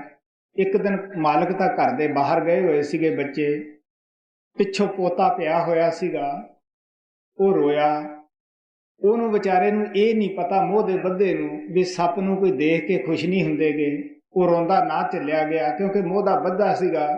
ਉਹ ਉਸ ਨੂੰ ਸੱਪ ਨੂੰ ਉਹ ਸੱਪ ਜਾ ਕੇ ਬੱਚੇ ਦੇ ਕੋਲੇ ਆਪਣੇ ਜਾਣੇ ਪੁੱਛਣਾ ਵੀ ਮੈਂ ਇਹਨੂੰ ਵਰਾਵਾਂ। ਬਾਹਰੋਂ ਬਾਹਰ ਖੋਲਿਆ ਬੱਚਿਆਂ ਨੇ, ਉਹਨਾਂ ਨੇ ਕਿਹਾ ਲੈ ਸੱਪ ਤਾਂ ਖਾ ਚੱਲਿਆ ਸੀਗਾ, ਤੁਹਾਨੂੰ ਪਤਾ ਅਸੀਂ ਦੇਖਣ ਸਾਰ ਹੀ ਐਸਾ ਕਰਦੇ ਹਾਂ। ਉਹਨਾਂ ਨੇ ਟੰਬਾ ਮਾਰਿਆ, ਮਾਰ ਦਿੱਤਾ। ਆਖਰ ਉਸੇ ਘਰ ਦੇ ਅੰਦਰ ਇੱਕ ਕੀੜਾ ਗੰਦਾ ਨਾਲੀ ਦਾ ਬਣ ਕੇ ਰਹਿਣ ਲੱਗ ਪਿਆ। ਗੁਰੂ ਨਾਨਕ ਜੀ ਲਾਹੌਰ ਦੇ ਵਿੱਚ ਸਨ, ਉਹ ਬੈਠੇ ਬੈਠੇ ਹੱਸੇ। ਬਾਲਾ ਮਰਦਾਨਾ ਕਹਿਣ ਲੱਗੇ ਮਹਾਰਾਜ ਜੀ ਕੀ ਗੱਲ ਹੈ, ਤੁਸੀਂ ਇਕੱਲੇ ਹੀ ਹੱਸ ਪਏ? ਉਹ ਕਹਿੰਦੇ ਹਾਂ ਖਾਸ ਕੰਮ ਹੈ, ਆਪਾਂ ਚੱਲੀਏ, ਤੁਸੀਂ ਅੱਖਾਂ ਬੰਦ ਕਰੋ, ਤੁਹਾਨੂੰ ਮੈਂ ਲੈ ਚੱਲਾਂ। ਆਪਣਾ ਉਹ ਫਲਾਨਾ ਸੇਵਕ ਜਿਹਦੇ ਆਪਾਂ ਘਰੇ ਜਾਂਦੇ ਹੁੰਦੇ ਸੀਗੇ, ਉਹ ਇੰਨੀਆਂ ਜੂਨਾਂ ਵਿੱਚੋਂ ਲੰਘ ਕੇ ਹੁਣ ਗੰਦੇ ਕੀੜੇ ਦੀ ਜੂਨ 'ਚ ਹੋਇਆ ਬੈਠਾ ਹੈ ਉਸੇ ਘਰ 'ਚ। ਉਹ ਆਏ, ਮਰਦਾਨੇ ਨੂੰ ਕਹਿੰਦੇ ਤੂੰ ਇਉਂ ਕਰ, ਇੱਥੋਂ ਪਾਣੀ ਚੁੱਕ, ਇਹਦੇ ਵਿੱਚੋਂ ਜੀਵ ਨਿਕਲੇਗਾ। ਜਦੋਂ ਨਿਕਲਿਆ ਬਾਹਰ, ਉਹ ਤੜਫ ਕੇ ਜਾਨ ਦੇ ਦਿੱਤੀ। ਗੁਰੂ ਨਾਨਕ ਨੇ ਫਿਰ ਵੀ ਆਪਣੀ ਹੀ ਦਇਆ ਉਸ ਦੇ ਉੱਤੇ ਕੀਤੀ ਤਾਂ ਉਸ ਨੂੰ ਬਚਾਇਆ। ਸੋ ਮਹਾਤਮਾ ਪਿਆਰ ਦੇ ਨਾਲ ਕਹਿੰਦੇ ਹੈ ਕਿ ਮੋਹ ਦੇ ਬੱਧੇ ਅਸੀਂ ਦੁਨੀਆ 'ਚ ਆਉਂਦੇ ਹਾਂ, ਕਰਮਾਂ ਮੁਤਾਬਕ ਸਾਨੂੰ ਅਗਰ ਬੱਚੇ ਮਿਲਦੇ ਹੈ, ਮਾਇਆ ਮਿਲਦੀ ਹੈ, ਅਸੀਂ ਹੰਕਾਰ ਵਿੱਚ ਆ ਜਾਂਦੇ ਹਾਂ ਕਿ ਇਹ ਸਾਡੇ ਹੈ। ਮੈਂ ਉੱਪਰ ਦੱਸਿਆ ਸੀ ਕਿ ਮਹਾਤਮਾ ਇਹਨਾਂ ਚੀਜ਼ਾਂ ਦੇ ਵਿੱਚੋਂ ਮੋਹ ਨਾਮ ਦੇ ਜ਼ਰੀਏ ਹੀ ਕੱਢਦੇ ਹੈ। ਜਿਹਦਾ ਜਦਾਤਾਂ 'ਚੋਂ ਮੋਹ ਨਿਕਲ ਜਾਂਦਾ ਹੈ, ਉਹਨੂੰ ਇੰਦਰੀਆਂ ਦੇ ਭੋਗਾਂ ਦੇ ਵਿੱਚੋਂ ਆਪਣੇ ਆਪ ਹੀ ਫੁਰਸਤ ਮਿਲ ਜਾਂਦੀ ਹੈ, ਉਹ ਜਲਦੀ ਇਕਾਗਰ ਹੋਣ ਲੱਗ ਜਾਂਦਾ ਹੈ। ਇਸ ਵਾਸਤੇ ਆਪ ਕਹਿਣ ਲੱਗੇ ਸਰ ਭਰ ਰੁੰਨਿਆ, ਹੰਕਾਰ ਦੇ ਵਸ ਜੋ ਕੁਛ ਵੀ ਅਸੀਂ ਕਰਦੇ ਹਾਂ ਉਹ ਆਖਰ ਪਛਤਾਉਨੇ ਹੈ। ਮੁੱਠੀ ਮੀਚ ਕੇ ਇਨਸਾਨ ਜਨਮ ਲੈਂਦਾ ਹੈ, ਹੱਥ ਪਸਾਰ ਕੇ ਚਲਿਆ ਜਾਂਦਾ ਹੈ ਜੀ। ਮੋਹ ਬਾਦ ਹੰਕਾਰ ਸਰ ਪਰ ਰੁੰਨਿਆ, ਸੁਖ ਨਾ ਪਾਇਨ ਮੂਲ ਨਾਮ ਵਿਚੁਨਿਆ। ਮੇਰੀ ਮੇਰੀ ਤਾਰ ਬੰਧਨ ਬੰਧਿਆ, ਨਰਕ ਸੁਰਗ ਅਵਤਾਰ ਮਾਇਆ ਤੰਦਿਆ। ਆਪ ਕਹਿਣ ਲੱਗੇ ਆ ਜਿਹੜਾ ਦਿਨ ਰਾਤ ਮੇਰੀ ਕੌਮ ਹੈ, ਮੇਰਾ ਮਜ਼ਹਬ ਹੈ, ਇਸ ਤਰ੍ਹਾਂ ਕਰਦਾ ਹੈ, ਇਹਨਾਂ ਬੰਧਨਾਂ ਦੇ ਵਿੱਚ ਆਪ ਹੀ ਫਸੀ ਜਾਣਾ ਹੈ। ਜਦ ਮੌਤ ਆਉਂਦੀ ਹੈ, ਤੁਹਾਨੂੰ ਪਤਾ ਹੈ, ਹੋਰ ਤਾਂ ਹੋਰ ਆਪਣਾ ਸਰੀਰ ਨਾਲ ਨਹੀਂ ਜਾਂਦਾ। ਜਿਨ੍ਹਾਂ ਮਜ਼ਹਬਾਂ ਦੇ ਵਿੱਚ ਅਸੀਂ ਫਸੇ ਹਾਂ ਜਾਂ ਕੁਟੁੰਬ ਦੇ ਵਿੱਚ ਫਸੇ ਹਾਂ, ਕੌਣ ਸਾਡੇ ਨਾਲ ਜਾਂਦਾ ਹੈ?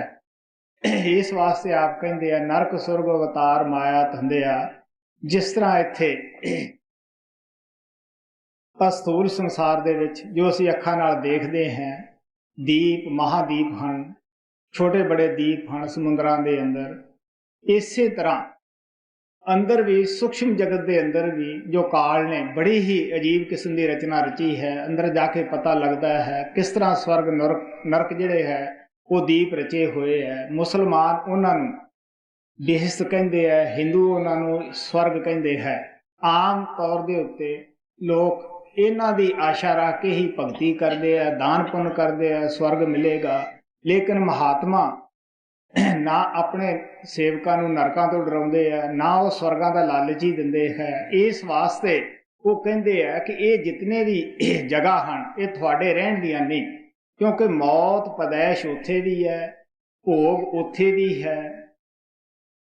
ਅਗਰ ਕੋਈ ਅਸਥੂਲ ਚੀਜ਼ ਨੂੰ ਉੱਥੇ ਕੋਈ ਫਰਕ ਹੋਵੇ ਤੇ ਮਹਾਤਮਾ ਦੱਸ ਦੇਣ। ਇੱਥੇ ਵੀ ਭੋਗਾਂ ਦੇ ਹੱਥੋਂ ਇਨਸਾਨ ਪਰੇਸ਼ਾਨ ਹੈ, ਮੌਤ ਪਦੈਸ਼ ਦੇ ਹੱਥੋਂ ਪਰੇਸ਼ਾਨ ਹੈ, ਉੱਥੇ ਵੀ ਪਰੇਸ਼ਾਨੀ ਹੈ। ਇਸ ਵਾਸਤੇ ਕਬੀਰ ਸਾਹਿਬ ਕਹਿੰਦੇ ਆ ਕਿ ਨਰਕ ਕੀ ਸਵਰਗ, ਸੰਤ ਦੋਨਾਂ ਨੂੰ ਰੱਦ ਕਰ ਦਿੰਦੇ ਹੈ, ਸਿਰਫ ਆਪਣੇ ਗੁਰੂ ਤੋਂ ਹੀ ਕਿਰਪਾ ਮੰਗਦੇ ਹੈ, ਦਇਆ ਮੰਗਦੇ ਹੈ। ਇਸ ਵਾਸਤੇ ਆਪ ਪਿਆਰ ਦੇ ਨਾਲ ਕਹਿੰਦੇ ਹੈ ਸੁੱਖ ਨਾ ਪਾਏ ਨਾਮ ਤੋਂ ਵਿਛੜੀ ਜਦ ਦੇ ਵੀ ਸਾਡੀ ਆਤਮਾ ਹੈ, ਇਹ ਅੱਜ ਤੱਕ ਸੌਖੀ ਨਹੀਂ ਹੋਈ, ਦੁੱਖ ਹੀ ਦੁੱਖ। ਇੱਕ ਜਨਮ ਨਾਲ ਦੂਸਰੇ ਜਨਮ ਵਿੱਚ ਵੱਧ ਦੁੱਖ ਪ੍ਰਾਪਤ ਹੁੰਦੇ ਹੈ ਜੀ।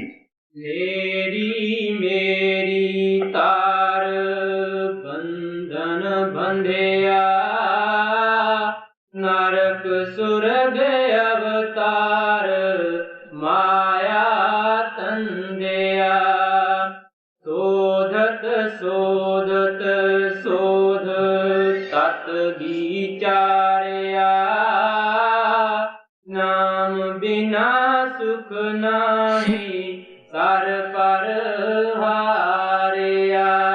ਗੁਰੂ ਸਾਹਿਬ ਕਹਿੰਦੇ ਆ ਅਸੀਂ ਤੁਹਾਨੂੰ ਸੁਣੀਆਂ ਸੁਣਾਈਆਂ ਗੱਲਾਂ ਨਹੀਂ ਕਹਿੰਦੇ, ਅੱਛੀ ਤਰ੍ਹਾਂ देख के प्राप्त करके दसते हैं कि नाम तो बगैर शांति नहीं मन, नाम तो बगैर असी शांत नहीं हो सकते जी। शोधत शोधत शोध तत विचारया, नाम बिना सुख नाहि सर पर हारया। आवे जाय अनेक मर मर जन्म ते, बिन बूझे सब वाद जोनी परम ते। आप कहन लगे आउंदे है जांदे है, जमदे हैं मरदे हैं। मैं दसदा हुंदा सानू ये नहीं पता कि पिछे कितने साडे बच्चे सन, किन्ने वारी असी किसे दे बच्चे बने, किन्ने वारी साडियां पत्नियां बनियां, किन्नियां क असी पता नहीं पति बना के छड्ड के आए हैं। जे असी पिछलियां दी याद नहीं रख सकते, इन्हां दी असी की याद रखांगे कि साडा कोई सीगा। कबीर साहब कहते हैं, ऐसे घर हम बहुत वसाए, जब हम राम गर्भ होए आए। अनेकों वारी घर बनाए छड्डे, फिर बनाए फिर छड्डे। इस वास्ते गुरु साहब सानू प्यार नाल कहते हैं कि अनेकों वारी आए गए और जमन मरण का कष्ट ना साडे गलों लथा, ना असी लाउण वास्ते इस नूं तैयार ही हुंदे हैं। इस वास्ते महात्मा सानू प्यार नाल दसदे है। गुरु साहब पहला सवाल करते हैं, आप ही उसका जवाब देंदे है। की सवाल है कि किन्ना किन्ना दुनिया च असी नाम नूं छड्ड के फिर के आए हैं। अगर मुक्ति है, मालिक दे दरबार जाना है, तो शब्द नाम की कमाई है, शब्द की प्राप्ति है जी। आवे जाए अनेक मर मर जन्म ते, बिन बूझे सब वाद जोनी परम ते। जिनको पै दयाल तिन साधु संग पया, अमृत हर का नाम तिनी जिनी जप लिया। हुण गुरु अर्जन देव जी महाराज कहते हैं कि बादशाहियां दा मिल जाना कोई मुश्किल नहीं हुंदा गा, धन दा मिल जाना कोई मुश्किल नहीं गा, पति पत्नी दा मिल जाना कोई मुश्किल नहीं गा। कहण लगे बड़े आसानी नाल ये संसार दी रचना है, इहदे विच मिल जांदियां हन, प्राप्त हो जांदियां हन। लेकिन जिंदगी दे अंदर जिहड़ी खास घटना हुंदी है, खास पलटे वाली चीज़ है, वो है साधु दा मिलाप,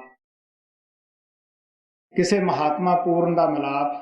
गुरु नानक की कहते हैं, जां दिन भेटे साध संग उहां दिन बलिहारी। मैं उस दिन तो बलिहार जाना है, कुर्बान जाना है कि जिस दिन मेरा मिलाप महात्मा दे नाल होया। क्योंकि महात्मा की है, गुरु साहब नूं की समझदे सन। कहंदे साध रूप अपना तन धारिया, वो परमात्मा ही साधु संतां दे अंदर बैठ के अपना भेद दसदा है। कबीर साहब कहते हैं, कहे कबीर हम तुर के भेदी लाए हुक्म हजूरी। वो कहते असी उस मालिक का संदेश ही सिर्फ तुहानूं देण वास्ते आए हैं, उसे दा ही पता दसण वास्ते आए हैं। आप कहण लगे बड़े उच्चे भागां वाले जीव है जिन्हां दा जिंदगी दे विच किसी पूरे महात्मा नाल मिलाप हो जाता है। इस वास्ते आप कहते हैं, जिंदगी की अगर कोई पलटे वाली चीज़ है, कोई उत्तम चीज़ है जिद्दे भाग जागदे है, वो है महात्मा का सत्संग। उदों वड्डे उच्चे भाग हुंदे है, सानू नाम प्राप्त करन दा शौक पैदा हुंदा है, बिरे तड़प पैदा हुंदी है। इदों होर उच्चे भाग हुंदे है तो असीं नाम दी शब्द की कमाई करन लग जाते हैं। इस वास्ते आप प्यार दे नाल कहंदे है, जिन्हां दे उत्ते परमात्मा दयाल हुंदा है, दुनिया की धन दौलत मिल जाएगी, वो खुस्सण दा डर रहिंदा है। असीं देखदे हैं जदों लोग साडे जलूस कढ़दे है, गलां दे विच हार पाउंदे है, जय जयकार करते हैं, अखबारां दे विच साडीआं पिक्चरां कढ़दे है, मन फुलिया नहीं समाउंदा गा कि पता नहीं साडे अंदर कितने के गुण है जिहड़ी साडी वाह वाह वाह वाह हुंदी है। लेकिन ओहो ही लोग जिहड़े हार पाउंदे हुंदे है, अगले दिन ओह जुतियां दे हार फुल्लां दी बजाए पाउण लग जांदे है। जिहड़े बल्ले बल्ले कर दिंदे है, सिर दे विच राख पाउण लग जांदे है। तुसीं की कदे देखे नहीं गे, लीडरां नूं ही गोली के निशाने बनना पैंदा है, रातों रात ही हुकूमत के तख्ते पलट जाते हैं। ਇਸ ਵਾਸਤੇ ਮਹਾਤਮਾ ਪਿਆਰ ਦੇ ਨਾਲ ਦੱਸਦੇ ਆ, ਇਹ ਕੋਈ ਵੱਡੀ ਘਟਨਾ ਨਹੀਂ ਜ਼ਿੰਦਗੀ ਦੇ ਵਿੱਚ। ਜਿਹੜਾ ਰਾਜ ਪ੍ਰਾਪਤ ਹੋ ਗਿਆ ਉਹਦੇ ਜਾਣ ਦਾ ਦੁੱਖ ਵੀ ਲੱਗਿਆ ਰਹਿੰਦਾ ਹੈ, ਲੇਕਿਨ ਜੋ ਵੱਡੀ ਘਟਨਾ ਹੈ ਔਰ ਪਰਮਾਤਮਾ ਦੀ ਖਾਸ ਦਇਆ ਹੈ, ਗੁਰੂ ਅਰਜਨ ਦੇਵ ਜੀ ਕਹਿੰਦੇ ਉਹ ਹੈ ਕਿਸੇ ਮਹਾਤਮਾ ਨਾਲ ਮਿਲਾਪ ਹੋ ਜਾਣਾ। ਉੱਚਾ ਦਿਨ ਕਿਹੜਾ ਭਾਗ ਵਾਲਾ ਜਿਹਦੇ ਨਾਮ ਮਿਲ ਗਿਆ, ਸ਼ਬਦ ਮਿਲ ਗਿਆ ਜੀ।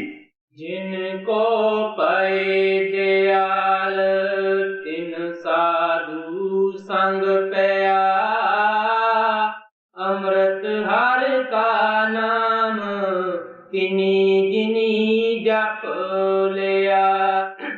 ਹੋ ਜੈ ਕੋਟ ਅਸੰਖ ਬਹੁਤ ਅਨੰਤ ਕੇ, ਜਿਸ ਬੁਝਾਏ ਆਪ ਨੇੜਾ ਤਿਸ ਹੈ। ਕਹਿਣ ਲੱਗੇ ਦੁਨੀਆ ਨੇ ਖੋਜ ਦੇ ਵਿੱਚ ਕਸਰ ਨਹੀਂ ਛੱਡੀਗੀ, ਬੜੀ ਬੜੀ ਖੋਜ ਕਰੀ ਹੈ। ਬਹੁਤ ਸਾਰੇ ਆਦਮੀ ਜਦ ਖੋਜ ਦੇ ਵਿੱਚ ਕੁਝ ਪ੍ਰਾਪਤ ਨਹੀਂ ਹੁੰਦਾਗਾ ਉਹ ਨਾਸਤਿਕ ਵੀ ਹੋ ਜਾਂਦੇ ਹੈ।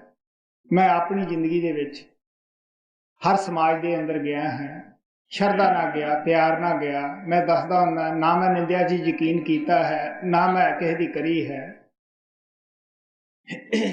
ਸ਼ਰਧਾ ਨਾਲ ਹੀ ਜਾਂਦਾ ਰਿਹਾ ਹੈ। ਲੇਕਿਨ ਇਹ ਮਸਲਾ ਕਿਸੇ ਪੂਰੇ ਮਹਾਤਮਾ ਦਾ ਹੀ ਹੱਲ ਕਰਨ ਦਾ। ਲੇਕਿਨ ਜਿੱਥੇ ਚਾਹ ਉੱਥੇ ਰਾਹ ਹੈ, ਸਾਡੇ ਸਤਿਗੁਰੂ ਦੱਸਦੇ ਹੁੰਦੇ ਸੀਗੇ।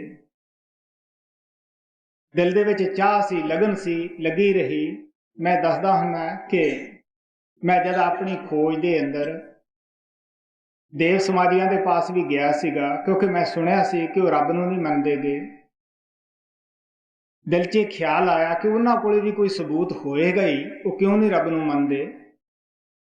ਉਹਨਾਂ ਦਾ ਕੀ ਕੋਈ ਰੱਬ ਨੇ ਨੁਕਸਾਨ ਕੀਤਾ ਹੈ, ਜਾਂ ਉਹ ਨਹੀਂ ਮੰਨਦੇ, ਜਾਂ ਉਹਨਾਂ ਨੂੰ ਮਿਲਿਆ ਨਹੀਂ। ਕਿਉਂਕਿ ਤਹਿਕੀਕਾਤ ਕਰਨੀ ਜ਼ਿੰਦਗੀ ਦੇ ਵਿੱਚ ਬੜੀ ਜ਼ਰੂਰੀ ਹੁੰਦੀ ਹੈ।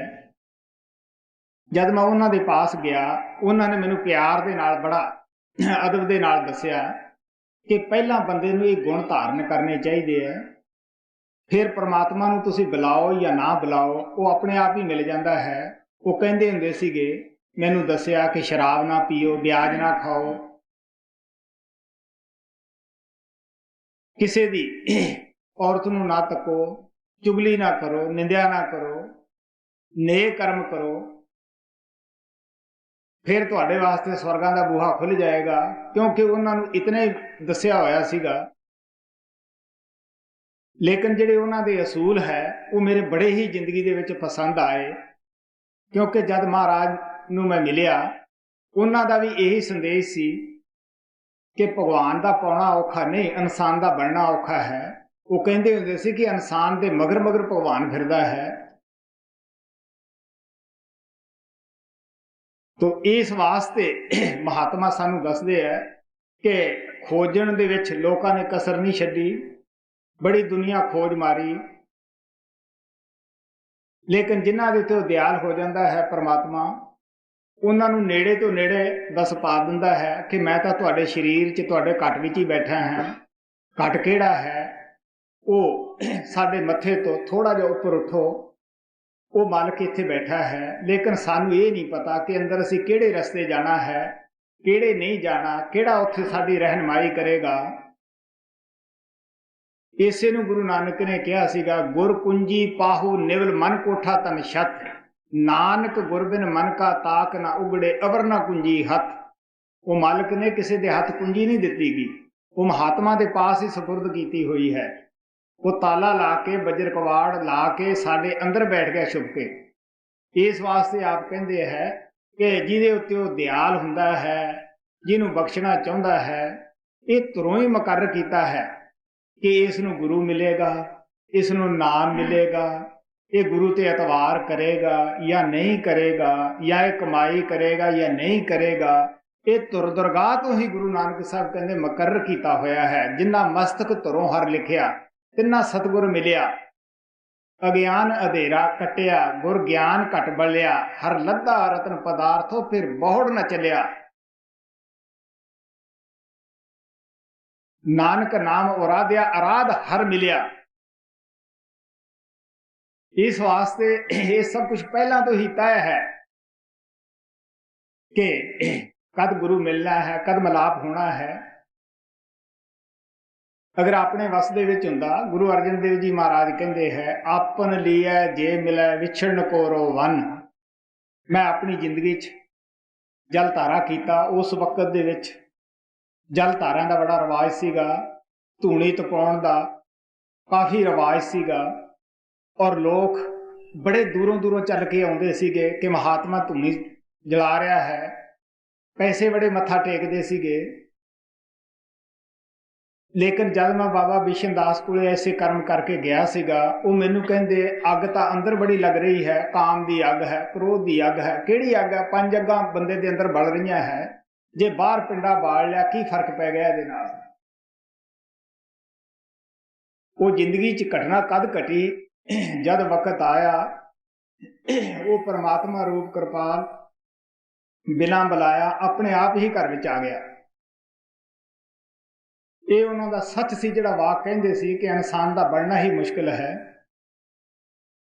ਉਹ ਕਹਿੰਦੇ ਸੀ ਪਰਮਾਤਮਾ ਮਗਰ ਮਗਰ ਫਿਰਦਾ ਹੈ। ਕਿਸ ਤਰ੍ਹਾਂ ਸਾਵਣ ਨੂੰ ਬਾਬਾ ਜੈਮਲ ਸਿੰਘ ਨੇ ਖੁਦ ਹੀ ਜਾ ਕੇ ਭਾਲਿਆ, ਕਿਸ ਤਰ੍ਹਾਂ ਮਹਾਰਾਜ ਕਿਰਪਾਲ ਨੂੰ ਮਹਾਰਾਜ ਸਾਵਣ ਸਿੰਘ ਨੇ 7 ਸਾਲ ਪਹਿਲਾਂ ਹੀ ਅੰਦਰ ਦਰਸ਼ਨ ਦੇਣੇ ਸ਼ੁਰੂ ਕਰ ਦਿੱਤੇ, ਕਿਵੇਂ ਉਹਨਾਂ ਨੇ ਆਪਣੇ ਪਿਆਰੇ ਬੱਚੇ ਨੂੰ ਭਾਲਿਆ ਸੀਗਾ। ਸੋ ਐਸੀ ਘਟਨਾ ਜਿਹੜੀ ਹੈ ਉਹ ਜ਼ਿੰਦਗੀ ਦੇ ਵਿੱਚ ਬੜੀ ਉੱਤਮ ਹੈ। ਤੋ ਕਹਿਣ ਲੱਗੇ ਜਿਨ੍ਹਾਂ ਦੇ ਉੱਤੇ ਦਿਆਲ ਹੁੰਦਾ ਹੈ ਉਹਨਾਂ ਨੂੰ ਨੇੜੇ ਕਿਆ ਸਰੀਰ ਦੇ ਅੰਦਰ ਹੀ ਦੱਸ ਪਾਉਂਦਾ ਹੈ ਕਿ ਮੈਂ ਤਾਂ ਤੇਰੇ ਅੰਦਰ ਬੈਠਾ ਹਾਂ। ਜਿਸ ਤਰ੍ਹਾਂ ਮਹਿੰਦੀ ਦੇ ਅੰਦਰ ਰੰਗ ਸਮਾਇਆ ਹੈ, ਫੁੱਲ ਦੇ ਅੰਦਰ ਖੁਸ਼ਬੂ ਸਮਾਈ ਹੋਈ ਹੈ, ਸ਼ੀਸ਼ੇ ਦੇ ਅੰਦਰ ਹੀ ਰੁਸ਼ਨਾਈ ਸਮਾਈ ਹੋਈ ਹੈ, ਕਹਿੰਦਾ ਮੈਂ ਤਾਂ ਤੇਰੇ ਅੰਦਰ ਬੈਠਾ ਹੋਇਆ ਹੈ ਜੀ। ਓ ਜਹ ਕੋਟ असंख बहुत अनंत के, जिस बुझाए आप नेड़ा तिस है, विसर नहीं दातार अपना नाम दे, गुण गावा दिन रात नानक चाए। ਹੁਣ ਆਪ ਕਹਿੰਦੇ ਹੈ, ਅਰਦਾਸ ਕਰਦੇ ਹੈ ਪ੍ਰਮਾਤਮਾ ਦੇ ਅੱਗੇ ਕਿ ਹੇ ਦਾਤਾਰ, ਅਸੀਂ ਜੀਵ ਮਾਇਆ ਦੇ ਪੁਤਲੇ ਹਾਂ, ਅੰਧੇ ਹਾਂ, ਤੇਥੋਂ ਭੁੱਲ ਚੁੱਕੇ ਹਾਂ। ਤੂੰ ਸਾਨੂੰ ਵਿਸਾਰ ਨਾ, ਆਪਣਾ ਨਾਮ ਬਖਸ਼ ਦੇ, ਆਪਦੇ ਨਾਮ ਦੀ ਸਾਨੂੰ ਦਾਤ ਦੇ ਦੇ। ਮੇਰੇ ਦਿਲ ਵਿੱਚ ਬੜਾ ਚਾਅ ਹੈ, ਸ਼ੌਕ ਹੈ, ਮੈਂ ਤੈਨੂੰ ਦਿਨ ਰਾਤ ਜਪਦਾ ਰਹਾਂ। ਮਹਾਤਮਾ ਚਤਰਦਾਸ ਮਹਾਰਾਜ ਸਾਵਣ ਸਿੰਘ ਦੇ ਖਾਸ ਕਮਾਈ ਵਾਲੇ ਸ਼ਿਸ਼ ਸਨ। ਉਹ ਇੱਕ ਮਿਸਾਲ ਦੱਸਦੇ ਹੁੰਦੇ ਸਨ ਕਿ ਕਿਸ ਤਰ੍ਹਾਂ ਇੱਕ ਬੜੀ ਭਾਰੀ ਗੇਲੀ ਸੀ, ਦਰਿਆ ਦੇ ਵਿੱਚ ਰੁੜੀ ਆਉਂਦੀ ਸੀ। ਉਹ ਕਦੇ ਡੁੱਬ ਜਾਂਦੀ ਸੀ, ਕਦੇ ਉੱਪਰ ਆ ਜਾਂਦੀ ਸੀ, ਔਰ ਅੱਗੇ ਕਿਸ਼ਤੀ ਲੱਕੜ ਦੀ ਬਣੀ ਹੋਈ ਤਰ ਰਹੀ ਸੀ। ਕੁਛ ਉਹਦੇ ਵਿੱਚ ਆਦਮੀ ਸਫ਼ਰ ਆਰਾਮ ਨਾਲ ਕਰ ਰਹੇ ਸੀ। ਉਹ ਗੇਲੀ ਉਹਨਾਂ ਨੂੰ ਪੁੱਛਦੀ ਹੈ ਕਿ ਭੈਣੇ, ਲੱਕੜ ਤੂੰ ਵੀ ਹੈ, ਲੱਕੜ ਮੈਂ ਵੀ ਹੈ, ਤੇਰੇ ਮੇਰੇ ਵਿੱਚ ਇਤਨਾ ਫਰਕ ਕਿਉਂ ਹੈ? ਤੂੰ ਆਪ ਤਰਦੀ ਹੈ, ਜਿਹੜੀ ਤੇਰੀ ਸੋਭਤ ਕਰਦਾ ਹੈ ਉਹ ਵੀ ਤਰ ਕੇ ਦੂਜੇ ਕਿਨਾਰੇ ਚਲਿਆ ਜਾਂਦਾ ਹੈ, ਸੈਰ ਕਰ ਲੈਂਦਾ ਹੈ। ਮੈਂ ਖੁਦ ਡੁੱਬਦੀ ਹੈ, ਏਠ ਤੇ ਹੁੰਨੀ ਹੈ, ਜਿਹੜਾ ਮੇਰੇ ਉੱਪਰ ਬੈਠ ਜਾਂਦਾ, ਮੇਰਾ ਸਹਾਰਾ ਤੱਕਦਾ ਹੈ, ਉਹ ਵੀ ਡੁੱਬ ਜਾਂਦਾ ਹੈ, ਉਹਦੀ ਵੀ ਬੁਰੀ ਹਾਲਤ ਹੈ। ਅਫਸੋਸ ਹੈ ਕਿ ਲੱਕੜ ਤੂੰ ਹੈ, ਲੱਕੜ ਮੈਂ ਹੈ, ਤੇਰੇ ਮੇਰੇ ਵਿੱਚ ਇਤਨਾ ਫਰਕ ਕਿਉਂ ਹੈ? ਕਿਸ਼ਤੀ ਹੱਸ ਕੇ ਉਸ ਗੇਲੀ ਨੂੰ ਬੋਲਦੀ ਹੈ ਕਿ ਦੇਖ ਭੈਣੇ, ਇਹਦੇ ਵਿੱਚ ਤਾਂ ਕੋਈ ਸ਼ੱਕ ਨਹੀਂ, ਤੂੰ ਵੀ ਲੱਕੜ ਹੈ, ਮੈਂ ਵੀ ਹੈ, ਲੇਕਿਨ ਇਹ ਸਭ ਅੱਛੇ ਕਾਰੀਗਰਾਂ ਦੀ ਮਿਹਰਬਾਨੀ ਹੈ। ਮੈਨੂੰ ਅੱਛੇ ਅਕਲ ਵਾਲੇ ਹੋਸ਼ਮੰਦ ਕਾਰੀਗਰ ਮਿਲ ਗਏ, ਲੇਕਿਨ ਪਹਿਲਾਂ ਤਾਂ ਉਹਨਾਂ ਨੇ ਮੇਰਾ ਚੰਮ ਵੀ ਉਧੇੜ ਦਿੱਤਾ, ਮੇਰੇ ਵਿੱਚ ਚੀਰ ਪਾਏ, ਰੰਦੇ ਫੇਰੇ, ਸੱਲ ਕੱਢੇ, ਬੁਰੀ ਹਾਲਤ ਕੀਤੀ, ਬੜੀਆਂ ਮੁਸੀਬਤਾਂ ਵੀ ਦੀ ਮੈਨੂੰ ਲੰਘਣਾ ਪਿਆ। ਲੇਕਿਨ ਉਹਨਾਂ ਮੁਸੀਬਤਾਂ ਦੇ ਵਿੱਚੋਂ ਲੰਘ ਕੇ ਹੁਣ ਉਹਨਾਂ ਨੇ ਪੇਚਦਾਰ ਕਿੱਲ ਲਾਤੇ ਹੈ।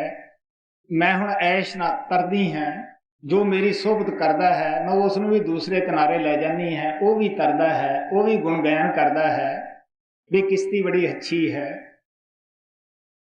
ਤੈਨੂੰ ਵੀ ਕਿਸੇ ਕਾਰੀਗਰ ਕੋਲੇ, ਹੋਸ਼ਬੰਦ ਕੋਲੇ ਜਾਣਾ ਪਏਗਾ। ਪਰ ਇੱਕ ਗੱਲ ਇਹ ਵੀ ਯਾਦ ਰੱਖ, ਅਗਰ ਕਾਰੀਗਰ ਅੱਛਾ ਨਾ ਮਿਲਿਆ, ਕੋਈ ਐਸਾ ਤੈਨੂੰ ਗੁੰਡਣ ਯਾਰ ਕੋਈ ਧਰਮ ਦਾ ਠੇਕੇਦਾਰ ਮਿਲ ਗਿਆ, ਉਹ ਐਸੀ ਮਜ਼ਹਬ ਦੀ ਫਾਂਸੀ ਤੇਰੇ ਗਲ ਵਿੱਚ ਪਾ ਦੇਵੇਗਾ, ਇਹ ਗੰਢਾਂ ਤੇਰੇ ਵਿੱਚ ਇਦੋਂ ਵੱਧ ਹੋ ਜਾਣਗੀਆਂ। ਜੋ ਤੇਰੀ ਸੋਭਤ ਕਰੇਗਾ ਉਹ ਫਿਰ ਡੁੱਬ ਜਾਏਗਾ। ਸਭ ਤੋਂ ਪਹਿਲਾਂ ਹੋਸ਼ਬੰਦ ਕਾਰੀਗਰ ਕੋਲ ਜਾਣਾ ਹੈ ਤਾਂ ਕਿ ਉਹ ਤੇਰੀ ਹਾਲਤ। ਸੋ ਇਸ ਵਾਸਤੇ ਆਪ ਪਿਆਰ ਦੇ ਨਾਲ ਕਹਿੰਦੇ ਹੈ ਕਿ ਸਭ ਤੋਂ ਵੱਡੀ ਘਟਨਾ ਕਿਹੜੀ ਹੈ? ਉਸ ਨੂੰ ਸੰਤ ਕਹਿ ਲੋ, ਗੁਰੂ ਕਹਿ ਲੋ, ਮੁਰਸ਼ਿਦ ਕਹਿ ਲੋ,